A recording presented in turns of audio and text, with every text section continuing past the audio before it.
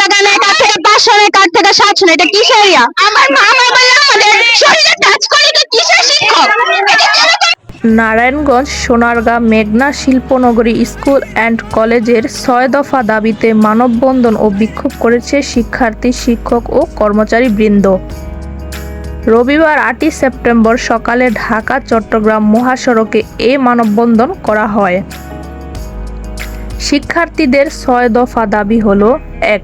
অধ্যক্ষের নিঃশর্ত অব্যাহতি ও বিচার চায়। ২. ভাউচার বাণিজ্য সহায়তাকারী শিক্ষকদের অব্যাহতি এবং বিচার চায়। ৩.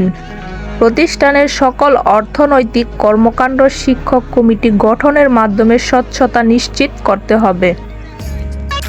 ৪. প্রতিষ্ঠান চলাকালীন সময়ে বহিরাগতদের প্রবেশ বন্ধ করতে হবে। ৫. পিকনিকের নামে ছাত্রী হয়রানির সাথে সংশ্লিষ্ট সকলের বিচার করতে হবে। ৬. যোগ্য এবং শিক্ষিত ব্যক্তিদেরকে নিয়ে প্রতিষ্ঠানের নতুন কমিটি গঠন করতে হবে। ঢাকা চট্টগ্রাম মহাসড়কে ১ ঘণ্টা অবরোধ থাকার পর সোনারগাঁ থানার ভারপ্রাপ্ত কর্মকর্তা এম.এ. বারী এসে শিক্ষার্থীদের সাথে কথা বলে ঢাকা চট্টগ্রাম মহাসড়কে যান চলাচল স্বাভাবিক করে। তারপর ওসি এম.এ. বারী বলেন, শিক্ষার্থীদের দাবি যৌক্তিক। আমি ইউনো মহোদয়ের সাথে শিক্ষার্থীদের দাবি নিয়ে কথা বলে সমাধান করার চেষ্টা করব। ছাত্র সমাজ জেগেছে, লেগেছে রে লেগেছে, লেগেছে রে লেগেছে, স্বৈরাচার হটাও, স্কুল বাঁচাও, অধ্যক্ষের দালালেরা, অধ্যক্ষের দালালেরা, হুঁশিয়ার সাবধান। আমি ৬ দফা চাই। এখন আমাদের দাবিগুলো আপনাদের সামনে তুলে ধরেছি। আমাদের ১ নম্বর দাবি হলো অধ্যক্ষের নিঃশর্ত অব্যাহতি ও বিচার চাই, সুষ্ঠু বিচার চাই। ২ নম্বর দাবি হলো ভাউচার বাণিজ্যের সহায়তাকারী শিক্ষকদের অব্যাহতি এবং বিচার চাই। ৩ নম্বর দাবি হলো প্রতিষ্ঠানের সকল অর্থনৈতিক কর্মকাণ্ড শিক্ষক কমিটি গঠনের মাধ্যমে স্বচ্ছতা নিশ্চিত করতে হবে। ৪ নম্বর প্রতিষ্ঠান চলাকালীন সময় বহিরাগতদের প্রবেশ স্কুলে নিষেধ। পিকনিকের নামে ছাত্রী হয়রানির সাথে সংশ্লিষ্ট সকলের বিচার করতে হবে। যোগ্য এবং শিক্ষিত ব্যক্তিদের নিয়ে প্রতিষ্ঠানের নতুন কমিটি গঠন করতে হবে। এটা হলো আমাদের ৬টা দাবি। এই দাবি আমাদের মানতে হবে।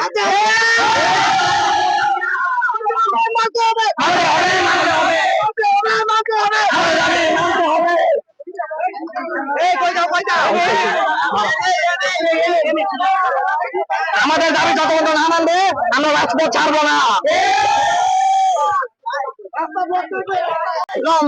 মনিরুজ্জামানের বিচার চাই, বিচার চাই। অধ্যক্ষের দালালেরা, অধ্যক্ষের দালালেরা, রংপুর মনিরুজ্জামানের বিচার চাই, বিচার চাই। আমাদের প্রধান শিক্ষক মনিরুজ্জামানের যে দুর্নীতিগুলো করতো, তার যে যে উৎসগুলা যে যে জায়গা থেকে সে টাকাগুলো নিত, যেগুলার কিছু অভিযোগ আমাদের কাছে আছে, এগুলো আপনাদের আমরা তুলে ধরছি।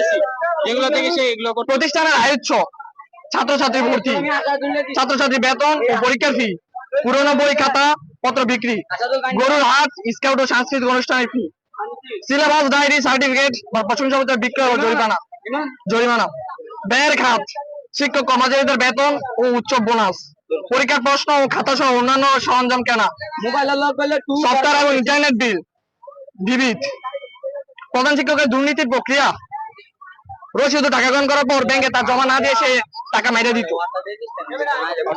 পরীক্ষার্থীদের সকল টাকা পরিশোধ করার পরও পরীক্ষার আগের দিন সেন্টার ফির কথা বলে ১,০০০ বা ১৫০০ টাকা সে নিত, নেওয়ার পরে সে কোনো সুযোগ সুবিধা দিত না। ভাউচার সকল ক্রয় প্রধান শিক্ষক নিজেই করে, স্কুলে যে কোনো কেনাকাটা সে নিজে করবে, নিজেই ভাউচার বানাবে। তার অপকর্মের সহকারীদের ভাউচার সহ যে সে পাস করে দেয়। তার সাথে কিছু শিক্ষক জড়িত আছে যারা কিনা ভাউচারে স্বাক্ষর দিয়ে এটা পাস করায় দেয়। সার্টিফিকেট এবং প্রশংসাপত্র বিক্রয় টাকা প্রধান শিক্ষক সরাসরি নিজে ভোগ করে। বোর্ড পরীক্ষায় প্রবেশপত্র দেওয়ার সময় ছাত্রছাত্রীদের কাছ থেকে সারা বছরের বকেয়া ও ছাত্রছাত্রীকে রসিদ হয়ে বই প্রধান শিক্ষক নিজে রেখে দেয়। এগুলো ব্যাংকে জমা হয় কিনা তাও আমরা জানি না। জানাইছি আমরা সকল টিচারের স্বাক্ষর সহ এই টিউন অফিসে গেছিলাম। টিউন অফিসে যাওয়ার পরে ইউনের কাছে এগুলো সব অ্যাপ্লিকেশন জমা দেওয়ার পরে সব শিক্ষকের সাইন আছে, ছাত্রছাত্রী সকল সাইন আছে, তারা এটা রিসিভ করছে। এটা আমরা দিয়েছি 29 তারিখে, আজকে হলো 8 তারিখ। তারা এমনও কোনো ফলাফল আমরা পাই নাই। তারা কি ব্যবস্থা নিয়েছে? কোনো ব্যবস্থাই নাই। আমাদের উপজেলা নির্বাহী কর্মকর্তা নতুন একজন আসবে, উনি আসবে জয়েন করে নাই। সেই ক্ষেত্রে উনি আইসা এই ব্যাপারে অবগত হয়েছে কিনা সেটাও তোমাদের এক্ষেত্রে আমাদের কিছু জানানো, এক্ষেত্রে আমাদের তো কিছু জানানো হয়নি। নতুন শিক্ষক টিউন আসছে, বাকি তোমাদের এই বিষয়টা আমরা বিবেচনা করে দেখবো। এগুলো আমাদের কিছু বলা নেই। তারা রিসিভ করে রাখা দিচ্ছে, রিসিভ কপি আমাদের দিয়ে দিচ্ছে।